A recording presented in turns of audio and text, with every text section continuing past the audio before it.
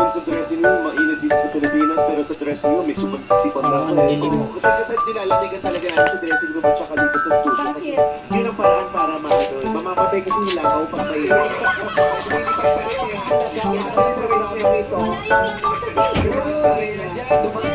Pero nag-meeting kami ng management kahapon. Since 15 years na rito yung langaw, ilalagay na rin natin siya sa poster. Official Showtime family show. Kaya, so if you're family, every year, hindi na pakapicture tayo every year, kasama siya dapat.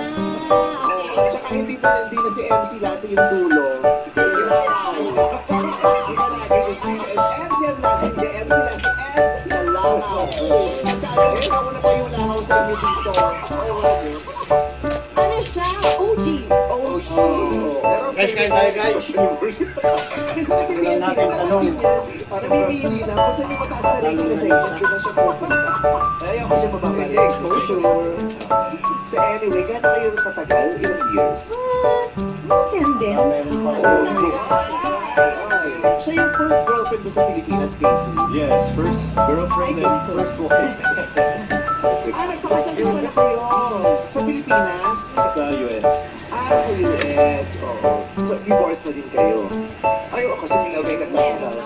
Oo. So, ang pagdating. And slow. Years. A little bit. Kasi big part pa rin siya ng buhay ko. And we were very young. And kumbaga parang nag-flash back yung mga dahil din sa pictures yung gano'n. But it's talagang sobrang happy ako for this. Alam mo yun? Sobrang happy ka na meron na siyang magandang family din. Yes, of course. Lalo na baby. Okay? And he deserves that. Pag may nagtanong sa'yo na, yung general yung pag tinanong, kamusta si Casey bilang asawa? Kasi iba, di ba, lalo na pag painful yung pinanggaling yung kadiri. Kadiri is so, parang sa buti na akakas ako sa relasyon yung ganun. Ako very open naman ako sa, sa story namin ni Casey. Palagi ko sinasabi, wonderful, that he would do anything for his yan si Casey. For his family. Kasi he comes from a good family also. So imagine, di lang siya nagmahal sa amin ni Heaven, pati yung pamilya niya, mahal na mahal si Heaven. So, yung kanyang nanay, pinatabi yung pangalan ni Heaven dito sa kanyang pato. Oo, so, kahit ano mangyari, ako yun, diba? That's very, diba, sometimes, hindi na ikaw, it's yung mga natin. It's not about me anymore. Minsan, mas masarap yung kaligayahan ng anak ko. Diba? So you had a good one. Ha? You had a good one. I had a good one. Kaya, ganito kagwapo ba yung tatlo dyan? Kasi, Di tayo makakasunod. We tried our best. We tried our best, pero may isa lang akong tanong. How long did it take or gaano katagal bago kayo naging okay after the breakup? Or was it a mutual parang breakup na walang samaan ng loob? If I remember right, I think kasi medyo matagal yung breakup. So, medyo may time na, and I think yung breakup time, the feelings kind of numbed and kind of went away gradually. So I think talagang pagkatapos ng breakup, for me, I think we're already Hindi pa. hindi kayo naghiwalay. Palagi taan ng galit o ng away o ng issue. We're both like that. Kami yung nagtatanim ng sama ng loob. Sa taon namin. So inubos niyo lahat bago We kayo never said naghiwalay. anything bad about each other. Even dun sa ex ko na yun. So wala naman kasi yung dapat. Kasi yung pinagsamahan nyo yung love, diba? Yun ang important. Yun yung maganda. Tanong mo na kanina mo gusto itanong mo na yan. Wala, ba't di mo itanong? Kasi nga, Talagang pinasa mo sa iba. naghiwalay. 10 years. Napakatagal. Ano yung naging week siya? Ito, bakit ka na ano? Naghiwalay. Bakit kayo? What is meet siya in English? I miss you. What is it in English? I miss you. Meet you, meet you. Eh, pahingin ba ito gani? So, what happened? I think, kasi kami ni Casey, when we were in our 20s, hanggang sa nung, Gusto mo pa siya yung natin sa sapatos mo? Kasi yung ginagawa si MC tsaka sila. Gusto mo siya yung una to? Kasi kanina pa nila tinuturo eh. hindi kasi, okay, wala tuloy ako. Ano ba yun? My God, nawala talaga ako. Nandito ka pa, huwag kang studio. Nasa studio ka ngayon. Asan na ba tayo? Bakit Bakit? tayo? Oo, ano ang triggers? Okay. When you were in your 20s. We were in our 20s and somehow, looking back, naisip ko na yung, di ba, baka magbago ka sa buhay mo, yung mga kailangan mo ayusin, yung mga meron kang awareness, no? So, you look back just to check kung ano yung nangyari, di ba? And I think we were better together physically than we were apart. So, dati kasi laging magkasama kami sa pareho barkada namin, pareho yung work namin. Tapos, hindi kami naghihiwalay. Nagkaroon ng problem talaga nung, yun nga, I started working here then. We lived in the States. We lived in the States, we followed them. Kami nga. And nagkaroon ng problem na nung physically nagkaroon ng distance. And he couldn't, of course, mahirap yun, diba? Ako naman parang, a part of me wants to sing. Parang, hindi ko naiisip na, teka muna, parang, huy, ano ka ba? Diba, pamilya na lang, ganyan. Pero, yun nga, sabi niya sa akin one time, you were born a singer, a performer, and it was the only thing that I knew what to do. Diba, nasa Amerika kayo, okay kayong dalawa. Tapos, Even here, gusto mong parang bigla mong naisip mo, gusto mong i-pursue ulit ang singing kasi mahal mo siya. Kaya you need to go back to the Philippines. And naiwan siya sa Amerika for how long? How long yung naiwan niya sa Amerika? Tapos, Actually, back and forth siya kasi una-una, you were sa States with Kevin and dito ako sa Pilipinas. Tapos, I followed her kasi sabi niya, hindi ko kaya dito sa US. Kasi parang wala siyang lisensya, wala siyang trabaho doon. Parang naka-lock lang siya sa parents' house, sa mga parents ko. So then I followed her sa States. Tapos, sabi niya, okay, this is not for me. I go back to the Philippines to be a singer. Okay, so she went back to the Philippines because ito yung buhay niya.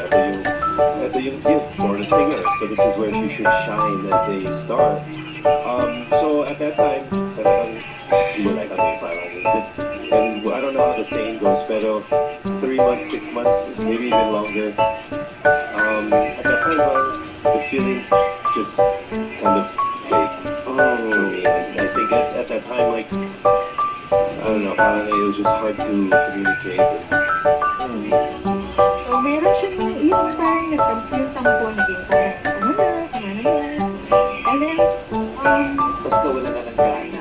Yung gano'n, yung kampo, we tapos tried, nawala na. when we tried, I did not try hard.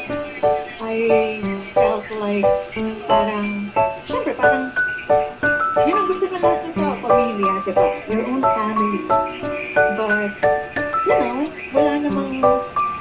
wala na tayong magagawa dahil nasa past na yan, and I'm happy, and I'm happy. So, mga lang, jowa, pero okay naman, kumakanta pa rin. Anong feeling ko sa pagkakarapan mo ba? Pero choice naman yun, choice Tapos na. tayo. Kasi sa dabas, hindi ko nag-iwalay kasi may interview na mahaba. Bigla ako, feeling ko nasa dabas ako. Hindi na yung showtime. Oh, anyway, ito question, anong naramdaman mo nung nabalitaan mo na meron na siyang girlfriend, si Casey? Bago yung wife niya, guys, nagpapalagay naman siya ng iba. So, alam ko na yun. Tanggap ko na yun na, Hindi yung masakit, yung hindi. Wala po itong gin, guys. mahal na mahal mo, Pineapple nag-iwalay juice. kayo, parang single. Tapos biglang siya okay na, happy na siya with someone else. Kasi ikaw parang, eto pa din ako, may others pa rin.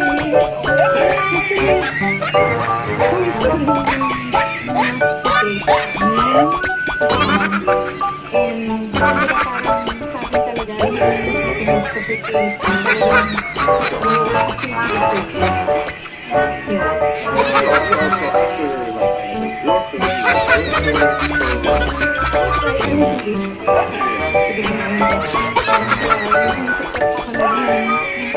Guys, tapos na yung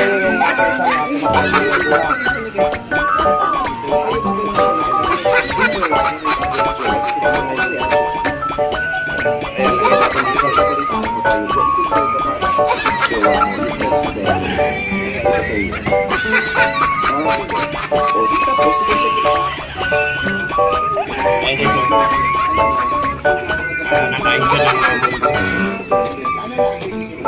Mabait yan guys, yung aking pusa na yan.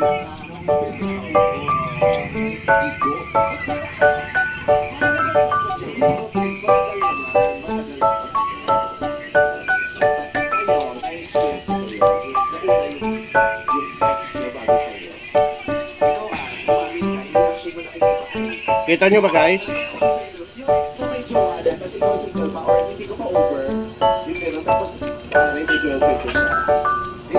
Kain siya munggo. Yummy. Yummy, yummy. Kikain ka lang.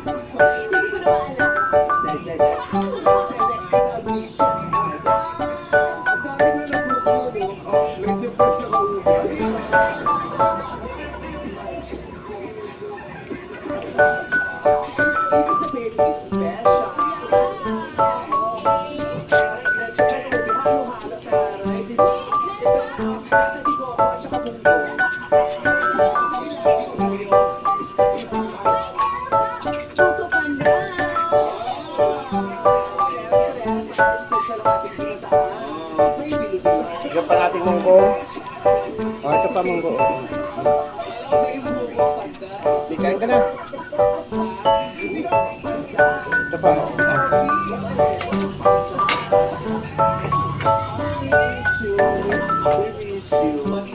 So anong sa inyo guys, hindi na kailangan natin ng ano, yung kinakain ng cat food. Kailangan lang po natin gulay, sanayin po natin sa gulay ang ating mga alaga. Katulad po niyan guys, aking pusa kumakain ng munggo. Harap sa camera Ming. Ayun guys oh. Kumakain din po yan guys ng sitaw, yung aking alagang pusa na yan. Ay nabusog na yata. Kanina ko pa kasi binibigyan ng yan. Oh ito.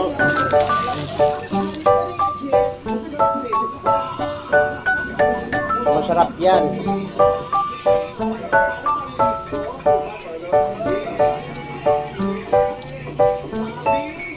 Ayaw na? Ayaw na, nabusog na guys. Waiti! Waiti, kain ka na. Munggo yan, munggo. Ay, ito Waiti. Si Waiti naman kain ng munggo. Ayan o, diba? At kahit na aso, ay kumakain din ng munggo, no? Ayan. Dagdagan natin Waiti ha. O, ito pa. Sige, kain na. Munggo yan, munggo. O, ayan guys. Pusa at aso, kumakain sila ng munggo. Ayan. Saan pa kayo dyan guys, no? Ayan guys, oh. Ilagay na natin ito Waiti, oh, lahat, oh. Dali lang, ilagay na natin lahat, ha? Ayan, oh. Hindi kailangan lagi makausap, pero at least may Munggo guys, yan. Yummy. Yummy Waiti, no? Ayan, huwag mong kainin yung papel, ha? Waiti, no? Huwag mong kainin ang papel, no? Yung kaibigan mo ba, for example, depende ano yung definition kasi mo kaibigan. Yung papel na yan guys, ay galing sa Mercury. Binabalot nila. Binabalot nila yan dyan sa may nilalagyan nila ng ng mga gamot. Civil? Acquaintance. Okay, YT, ayos ah. Amo. Gusto pa ni YT guys? Ayan. Nasa na natin yung ano, yung gulay na munggo. So paano guys, hanggang nga dito na lang po ang vlog na to. Maraming salamat po sa mga tagapanood ko at manonood pa. Babay na po, babay na.